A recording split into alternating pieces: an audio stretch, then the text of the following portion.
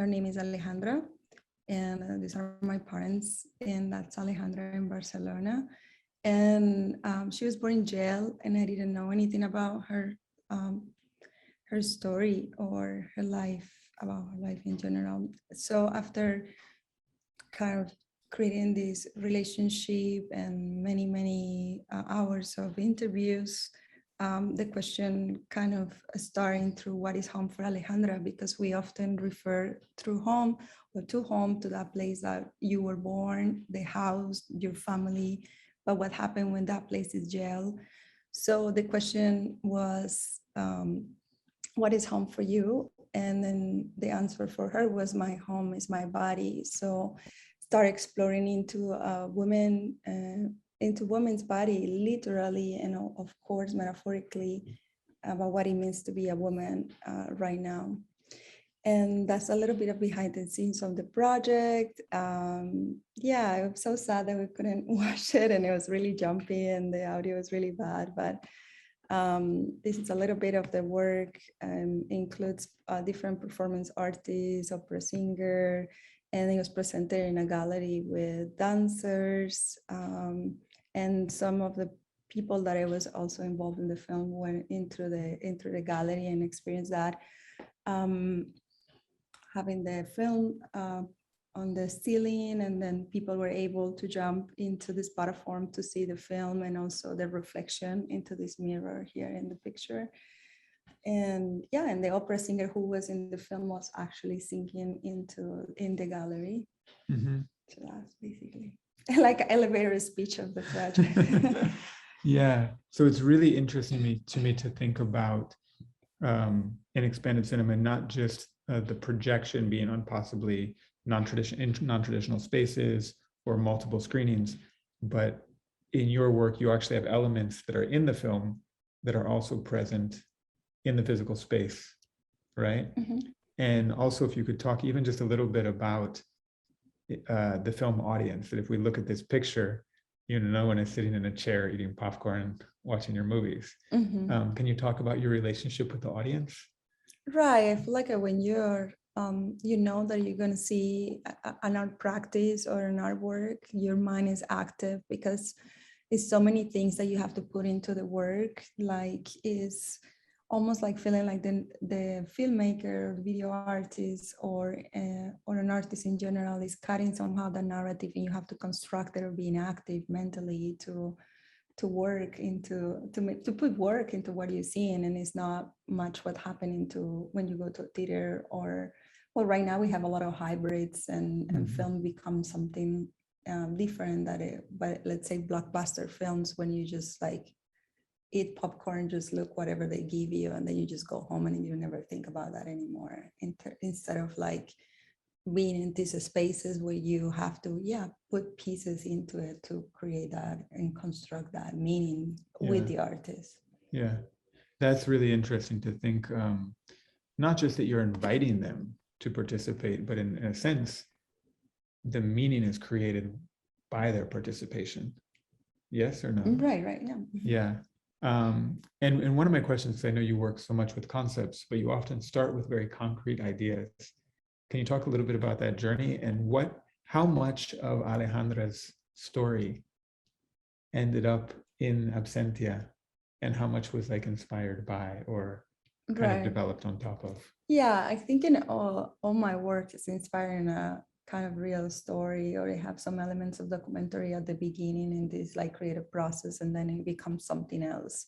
And that something else is created through to create something that expanded through everyone, right? So like if I just talk about this specific issue with Alejandra, I know not everybody will be able to tap into it. And also it's such as a personal story.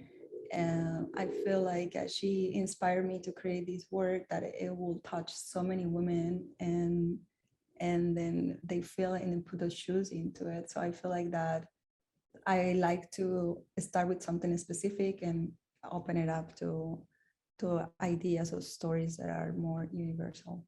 Mm-hmm. I'm going to keep asking questions, but I want to open it up also to you, Joe, or to others in the audience, if they have questions about the work. Well, do you think that we could see it? still, or is it kind of like a lost cause now? I think it's a lost cause. I think it's worth showing a little bit.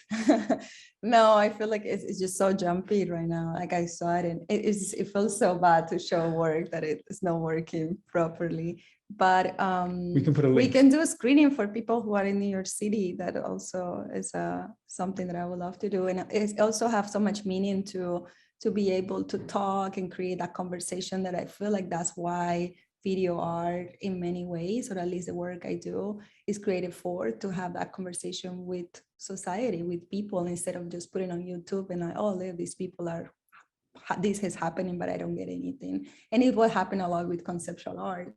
Like you need people to talk about it to understand what is happening. Otherwise it would be just an object, and that's it. Right. Or Yeah. a pretty choreograph, which is nothing about that, right? Right. Which brings me back to a topic just more in general about conceptual art, that I find oftentimes I'll go to a museum and there's a piece there with a title, but there's no discussion that takes place, right? How important is that discussion to your work? Well, like I think it has to be a middle point. I just want to check the time that we know. Okay, Yeah. Still have 9 minutes. You get time. Yeah. Okay. Yeah, I feel like it has to be a middle point, because also it was a movement when the arts, they don't want to give that much money to support the arts. So the curators and also a lot of like museums and institutions start making these like super expansive and literal writings of the pieces of the work. And I think that when the work becomes so didactical, it kind of is missing so much of that active perception, of active critical thinking that I was talking at the beginning with you. Yeah. So I feel like it has to be half and a half. Like I sometimes if you don't put anything, you miss it, because just the people or the curators or the scholars are the ones who are going to understand what is the work towards, but a lot of people are still missing that information. But I think it's important to do that half and a half, a place where the viewer are giving something, and also of course the art piece or the artists are involved into it. But leaving that option and a space for others to create too is so important in my work. Yeah, I always enjoy that moment where if I'm seeing a piece and then I read a little bit about it and I have that aha moment of like, now I get it. And suddenly the depth of the piece becomes so much more profound. So I'd love to shift a little bit and just ask what you're working on right now. Yeah, so right now I'm working for an exhibition that hopefully is gonna happen in May. I don't have exactly the dates right now, but I will also invite everyone through UNIT and here in New York City. And it's gonna be about a dual, that will be the translation, grief and mourn, but maybe it will come in something different that I was thinking before, or maybe change the perception of what happened after that in something more traumatic and sad, and something more luxurious and fantastical and I don't know, excessive pleasure. So that's what I'm doing right now, creating work of mourning into a fantastical place after you died, and somehow honoring all of those people who passed away during this pandemic, but I see it in a different lens. Into different lens. I really like that. I know that research is really important to your practice. Can you talk a little bit about your research process? Yeah, sure. I feel like I say, I feel like it started with this. In this case, the person of study is me, because my dad passed away during the pandemic, and I think I'm honor that grief and that process. I am using myself to see changes and journaling, and also, of course, reading so many scholars about grief and mourn, interviewing people surrounded culturally, different cultures, about how they interpreted that, or this dual of pain, but also the perception of that excitement or fantastical place. Or So yeah, it's been a whole process of going through interviews to using myself as a subject, and then it will come something else. Cool. And that will be in May here in New York? Yeah, I don't have exact date yet. Joe, I don't know if there's more questions, but I'm curious to know if we can look at some of your other work. Like if we pull up your website, would you be interested in showing some of the other work that you're doing? That'd be great. Sure. I don't know. I think, right. Just 'cause I know that your breadth of work is quite interesting. Somebody's saying that they want to share the link. I can share the link through the reel for sure, but it's here too. Yeah. I may be jumpy again. I don't know. And you can Oh, share that's it. good. That's fine. Yeah, well, like in this work is presented in Times Square. That was last year, and yeah, basically animation through stop motion and paper. I also here working with paper and poems, a lot of performance art. This is a spandex cinema too. Well, I have film and also dancers coming into place and projections. And yeah, I invite you, I can leave the website there, and I invite you to kind of explore a bunch of installation work and film. The film, I don't post it like I mentioned before because it is video art. So I context or go into a places that people can actually discuss it. Right. And yeah, but you feel free to go there. Awesome. And I think we can just Yeah, I just linked in the chat there, so anybody who wants to, they can see where. I think that's your site. I googled it. Yeah, that's my website. Awesome. Well, so I'm curious, for people who are interested in expanded cinema, where would they look to find this kind of cinema? Right. Well, like I feel like it's important. A lot of people pass through galleries, museums, and things, and they don't. As soon as they see film, they run away because it's film that is, of course, not intended for you to.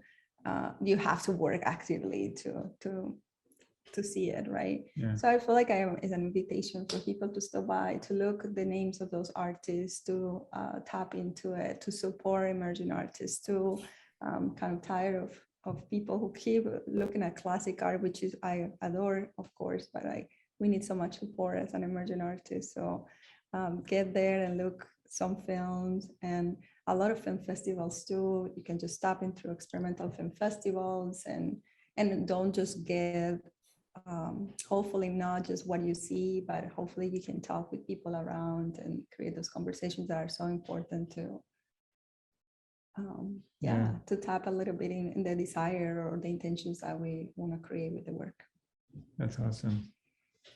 Wonderful. Well, I just want to, Vivian, thank you so much for coming to share some of your work and talk with us. I think for a lot of people, they may have experienced expanded cinema, but they're not necessarily conscious that it's like its own genre, right? And hopefully to get people more excited about it and more interested in alternative ways of seeing films that are not traditional. Of course, yeah. And somebody, Vanessa, is typing there. I'm not sure where we're going to Amsterdam. Hopefully soon. We're going to be in Europe in the summer for sure. And then, but please feel free. My website has a place to contact me, and I would love to share more and talk about this more. And I apologize for all the technical inconvenience that happened when you were with our, I always say that envy old painters that they go to the gallery and just put one little screw and then hang the work. Meanwhile, I have to pass weeks putting my work. But anyway, thank you so much. It was a pleasure to be here. It's probably Zoom and me, Thank so you so much. not your fault. Sorry about that. Thank you, Joe. Yeah, thank you so much, Vivian, for really interesting your story, and we got to see a little bit of it anyway, a little bit of your work.